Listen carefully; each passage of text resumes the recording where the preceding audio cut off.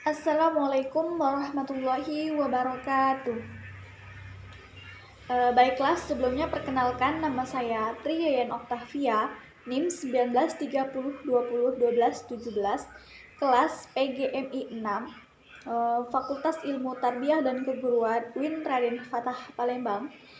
Di sini saya akan menyampaikan sebuah hasil observasi KKL kuliah kerja lapangan yang mana yang telah saya selesaikan dan yang mana telah saya lakukan pada tanggal 21 Juni 2021. Di sini saya memilih objek observasi yaitu di ETT Bima Laju Palembang.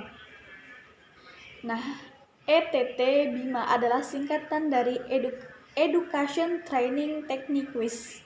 Nah, ETT Bima adalah sebuah tempat kursus bahasa Inggris dan MIPA yang berdiri sejak tahun 1990, yang mana didirikan oleh Bapak Agus Haris, yang berletakkan geografis di Jalan Panjaitan di Pelaju Ilir, Kecamatan Pelaju, Palembang.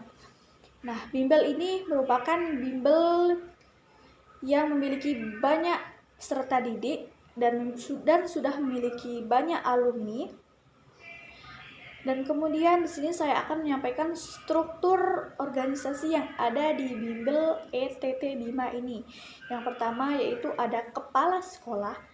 Kepala sekolah di sini diampu oleh Bapak Agus Haris sendiri. Kemudian ada staf administrasi yang mana diampu oleh Saudari Eka. Kemudian ada tukang bersih-bersih atau OB yang mana dikerjakan oleh Bapak Min, dan kemudian ada Bapak Joko Hepni sebagai satpam. Nah, kemudian tidak lain dengan lembaga-lembaga yang lain, ETT Bima tentu memiliki visi dan misi tersendiri, yang mana visi ETT Bima adalah untuk menjadikan lembaga kursus sebagai wahana pendidikan dan menghasilkan alumni atau jeblosan yang handal, berkualitas, dan profesional. Adapun misi dari ETT Bima ini adalah memberikan pendidikan dan keterampilan yang dibutuhkan agar dapat dimanfaatkan untuk mengembangkan wacana dan potensi diri peserta didik. Kemudian misi yang kedua adalah memberdayakan seluruh potensi lembaga kursus untuk memberikan pelayanan yang prima. Nah, kemudian misi yang ketiga adalah memberikan pembelajaran yang tepat sesuai dengan kurikulum yang berbasis komputer dan melakukan uji coba kompetensi.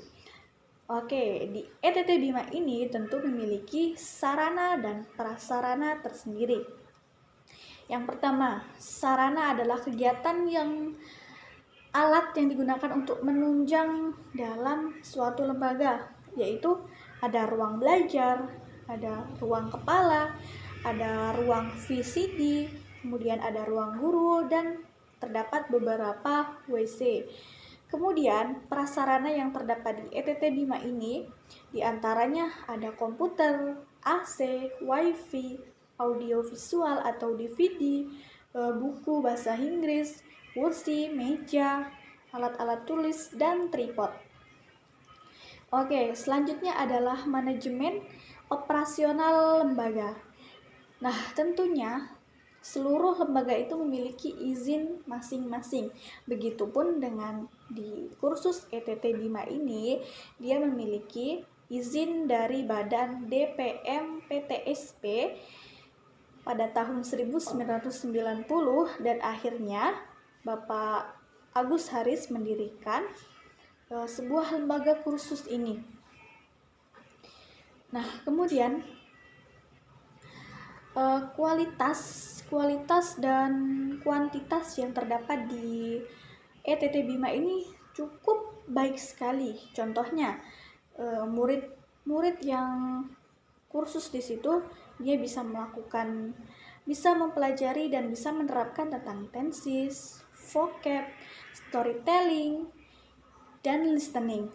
Nah, minimal siswa atau pendidik yang kursus di situ minimal 5 bulan itu sudah bisa berbicara dengan menggunakan bahasa Inggris. Nah, kemudian adanya COVID-19 ini tentu sangat menghambat kegiatan kita, pekerjaan maupun kegiatan lainnya.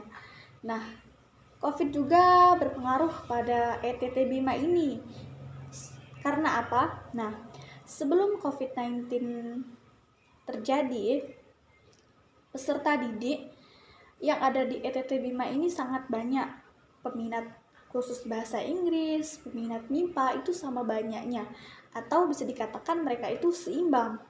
Namun, setelah adanya COVID ini, kursus di MIPA itu semakin hari semakin berkurang. Bahkan pada tahun 2021 ini tidak ada satupun yang mengikuti kursus MIPA. Nah, maka sekarang yang ada kursus di ETT BIMA itu hanya ada kursus bahasa Inggris. Oke, kemudian di ETT BIMA ini memiliki tahap-tahap pembelajaran. Tahap-tahap seperti apa? Tahap itu maksudnya adalah seperti kelas-kelas. Yang pertama itu ada tahap kelas children, terus ada kelas primary, ada kelas beginner, kemudian ada kelas elementary, kemudian ada kelas intermediate, kemudian ada kelas advanced, kemudian kelas postgraduate, dan kelas yang terakhir adalah conversation, yang mana penjelasan ini sudah saya tuangkan di dalam buku laporan saya.